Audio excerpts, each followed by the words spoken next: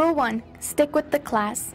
When iPads are used in class for a specific purpose, the students must be in the correct app and following along with the class.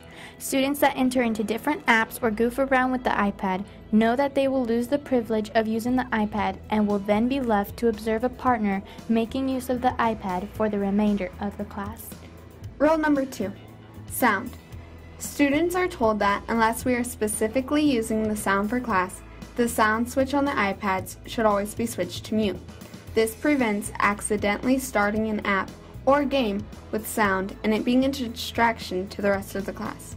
If earbuds are available, students must plug in the earbuds prior to turning off the mute switch. Rule number 3. Respecting the files of others. When using the iPads, students must respect the digital property of others. Students are not to wreck, use, or read the files of others without permission. Rule number 4. Use of the internet.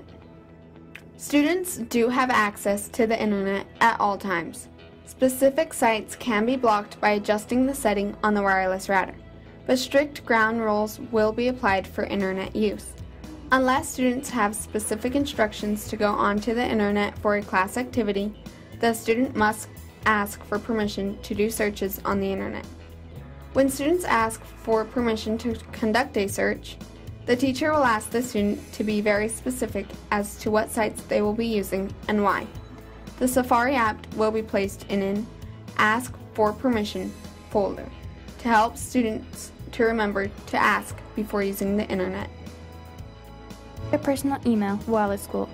Students will use the USD 443 Google Apps when sending email and storing files electronically. The YouTube app will not be used during school hours unless a teacher is using it for class. In most cases, the teacher will display the video on the smartboard for the entire class to view unless they are using it for a class. Rule number 6. Use of the camera and photo booth apps. Two of the biggest potential distractions of the iPad are the camera app and the photo booth app. Both of these apps allow photos to be taken and manipulated for fun. These apps are off limits to students unless they will be using them for class under the supervision of a teacher. Rule number 7. Immediately stopping when it's time to move on. It is important that students recognize that when an iPad learning event closes, that they immediately stop when it's time to move on to another learning event. At the close of an iPad learning event, teachers will give students 10 seconds count for the iPads to be shut off and placed in the correct storage location.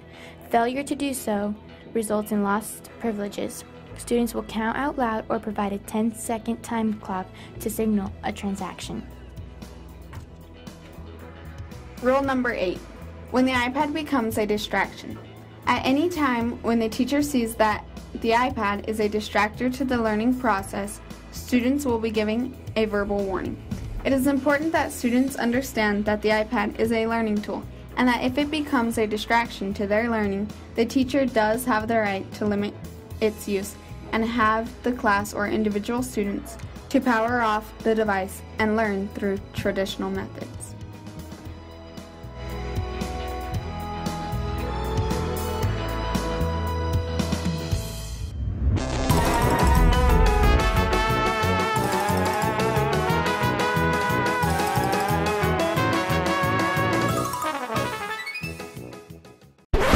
Created using Powtoon.